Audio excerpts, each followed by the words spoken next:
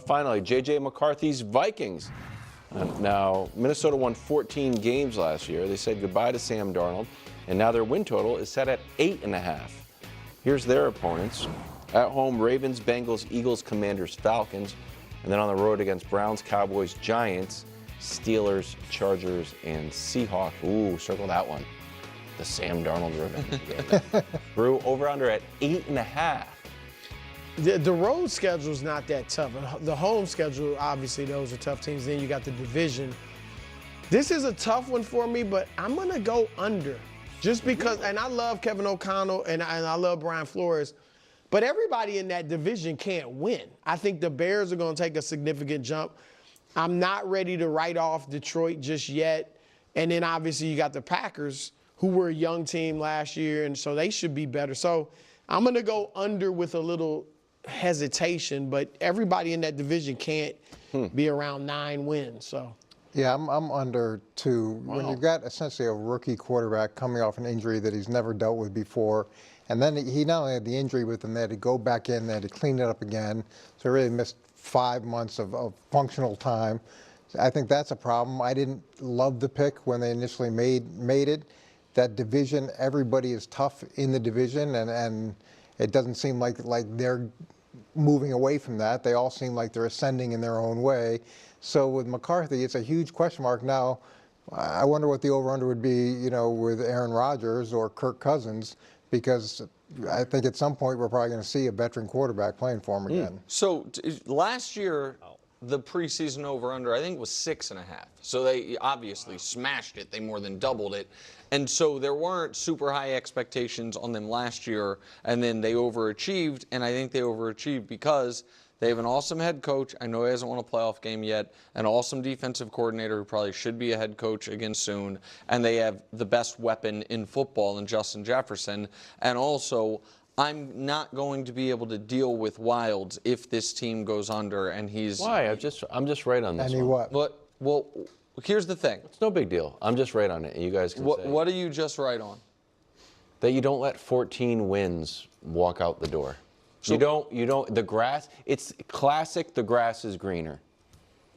What if the grass was going to cost you $100 million? Okay, let's go. Then you go and get a quarterback on a rookie deal, and your win total's at 8.5. But so, honest question, and I know you're not the Vegas guy.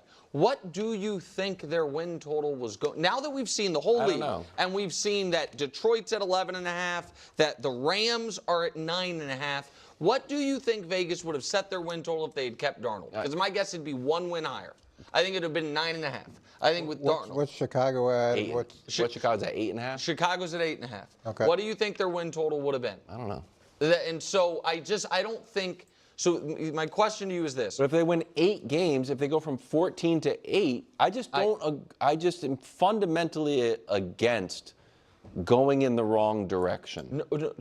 That's not a hot take. I think it is a bit more of a hot take than you're making it out to be. But I just have the follow-up question is this: is there anything that Darnold could do with the Seahawks that would make you feel like, oh, they were right to move on, or is that going to be irrelevant because we saw him do it with the Vikings? No, I think when you have like a nice fit, if I have a nice shirt and then I give it to you and it doesn't look nice, it's not the shirt's fault. So you can't be wrong on this. I cannot be wrong. If they win the Super Bowl, or if JJ McCarthy's great, I just think there's an element of, I don't like when the coaches and the program gets all the credit and the players are interchangeable. That's fundamentally what I'm against. But I do think when you organizationally make a commitment to a first-round draft pick quarterback, you're making the assumption that that guy is eventually going to be the future of your franchise. So collectively, the head coach, the owner, the GM decided that JJ McCarthy was the future, and at some point, $100 million can be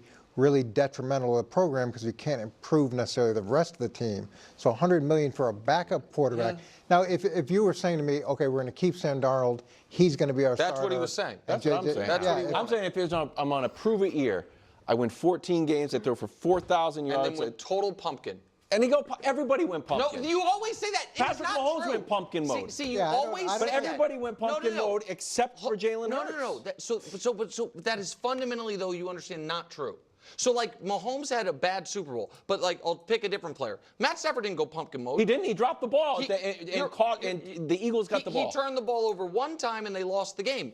But that is so fundamentally different. Everybody's final football game, unless your name is Jalen Hurts, had a bad game.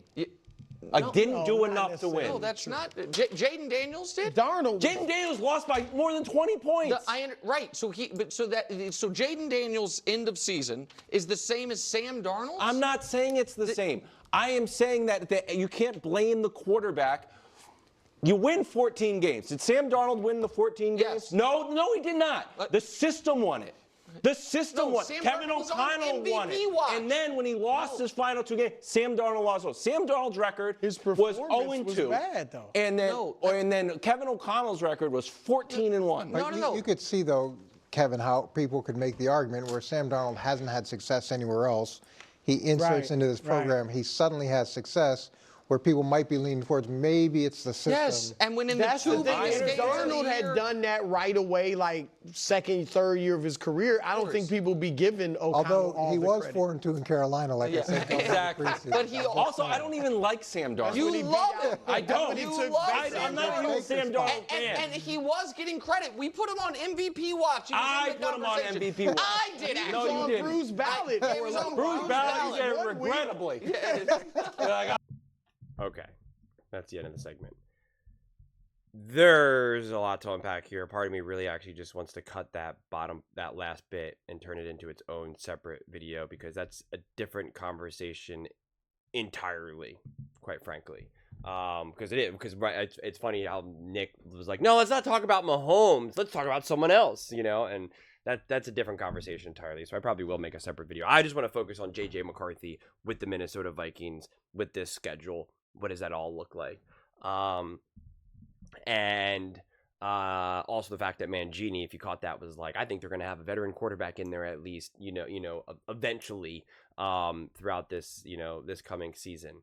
Those are the main points that I want to talk about. I don't think anyone, again, do what you want. If you want to, comment below talking about Sam Darnold and this and that, that's fine. But like, I'm gonna probably talk about that in a separate video, quite frankly, because it's just a different conversation entirely. Because Sam Darnold he's already gone. So let's just focus on JJ McCarthy. But the way how I look at it is, pretty straightforward, honestly. There's a few things that I took issue with that Nick said, Mangini said, etc. One, that they overachieved last year. They didn't overachieve.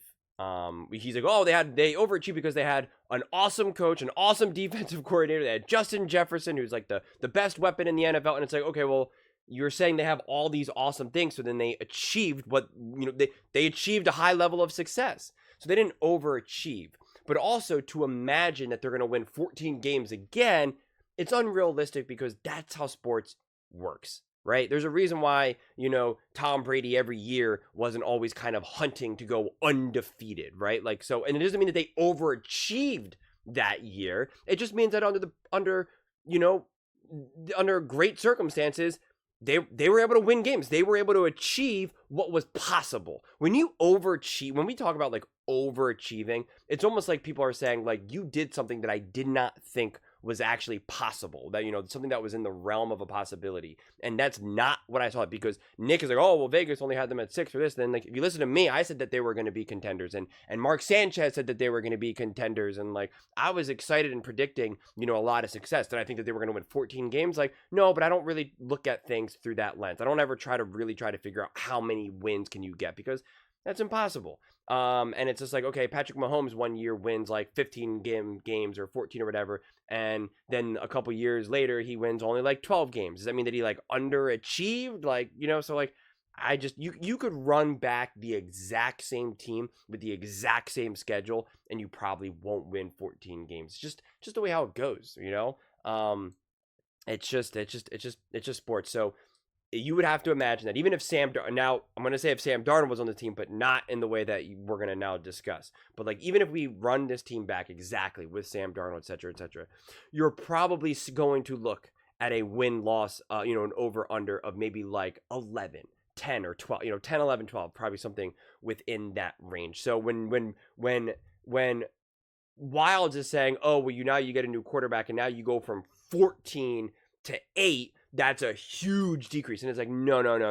Because when you look at the division, for most of the division winners, Vegas is predicting like the Ravens, the Eagles, the Chiefs, the Bills, they're all at 11.5. So now you're talking about some teams that have awesome coaching, awesome quarterbacks, awesome roster, et cetera.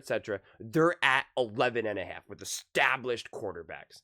And so you're going to say, okay, I understand why the Vikings aren't going to be there, because you're talking about a rookie quarterback. No matter how stacked the roster is, no matter how amazing you think the coaching is, you're going to have to you're going to have to concede at least a couple games. So there you go. So if you're at 11.5 minus 2, boom, you're at 9.5. So like that kind of makes sense. So if it's 8.5 between 9.5, like I don't see anything as set in stone in this regard. Your Vikings win total set at 8.5. And it's just like, okay, I can kind of understand that, because realistically you would think, and again, I know he's not a rookie quarterback, but essentially a rookie quarterback, first-year starter. He is coming off an injury, so we haven't really got to see him. Like, those are just all other question marks that you're like, okay, maybe under more neutral circumstances, we'd put them at 9.5, but 8.5, again, if you're looking at it through the lens of Vegas, probably just seems like safer. They're also in a tougher division. When you look at, some of these other like Jaden Daniels arguably had the best rookie season of all time. And like he got to play teams like the New York Giants, the Dallas Cowboys, the Cleveland Browns. Like there were some easy games, easy wins, and he still struggled. He still had his rookie growing pains. Bo Nix ended up having an awesome rookie season as well. Also set some records in his own right. Led the Denver Broncos for the first time, I think, like in a decade, to the playoffs in a tough division with two other playoff teams in that division. No real easy wins there, at least within the division. Kind of the Raiders, I suppose. And he had his growing pains. He had up and down. So no matter how amazing you think JJ McCarthy will be, you have to probably concede that he's going to have some ups and downs. He's going to have some issues. He's going to have a game where he goes up against, name it. It could be the Cleveland Browns even, and he just gets rocked. He throws 3 interceptions. Like it's just like all but guaranteed. Jaden Daniels, even in one of his best games where he ended up coming last minute to win against the Philadelphia Eagles when Jalen Hurts went down, like he had 2 of the worst interceptions I may have ever seen. And it was in the fourth quarter, he absolutely should have lost that game. It was all because Devontae Smith dropped the ball, which would have then just, first down and game over. But then they gave the Commanders a chance in it. But he played great and he ended up winning that game, made a beautiful throw to win the game at, within the final seconds. But rewind the tape a little bit earlier and he had some awful moments as well. So you're gonna have up and down moments with JJ McCarthy. That's just all but a guarantee. And so, again, you are playing some tough games. The Ravens, the Eagles, the Commanders, the Steelers, at least defensively, because I'm also looking at a lot of defenses. The Chargers, when you have a young quarterback, very well coached defenses, great defensive coaches know how to feast and just make young young first year quarterbacks or second year quarterbacks as well uncomfortable. That has just always been the case, man. Always been the case. And so, Bill Belichick famously always just made young quarterbacks just look foolish. And so you're going up against Fangio and the Eagles, and we're going to be a great defense. You're going to have Dan Quinn and the Commanders. You have the Chargers, great defense. Steelers, who knows what they'll look like? Who knows what their quarterback is, but still should be a tough defense to face nonetheless. Potentially the Browns as well, because also their defensive coordinator also has a reputation for just, pretty much dominating young quarterbacks as well. And then listen, the reality is that the Bears, Lions, and Packers, none of those, there's no easy win there. There's no easy win. There is no equivalent to we get to play the Giants and the Cowboys. You don't have that luxury. So again, I get why it's kind of a little congested right now, but it really all comes down to is how special is JJ McCarthy and how quickly is he? Again, even though Jaden Daniels had one of the best rookie years of all time, and even if we just look at the 3 most recent best rookie years, Herbert, CJ Stroud, Jaden Daniels, They all had some of their issues. They all had some of their ups and downs. They all had some of their, moments that they most definitely regret. So you just have to bake that in there. Bake that in there. Bake that into the schedule, and bake that into just kind of, when trying to evaluate the season as a whole. But yeah, Ravens will be tough. Bengals will be tough. Eagles will be tough. Commanders will be tough. The Bears, the Lions, and Packers will be tough. So that's already 1, 2, 3, 4, 5, 6, 7, 8, 9, 10. That's 10. Like you can put that in the bag. That is 10 true tough games. They just are. The division games are always tough, no matter who the quarterback is, no matter who the coach. They always find ways to be tough. The Ravens are going to be tough. The Bengals are, even if their defense is awful, unless they're dealing with cluster injuries, Joe Burrow is going to put up points. The Eagles are going to be tough. The Commanders are going to be tough. Like, again, just that alone. And I think the Falcons will be a better team.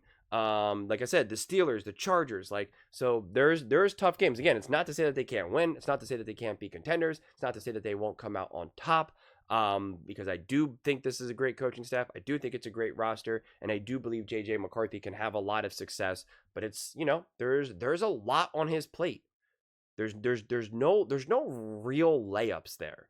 There's really not. I guess technically the Giants is probably the biggest layup that they have. And so, if the Vikings are, if the NFL schedule makers are nice and want to see the Vikings succeed, they'll, first game will be against the Giants, that there you go. Or, maybe the Cowboys, but I don't know. It's a weird one.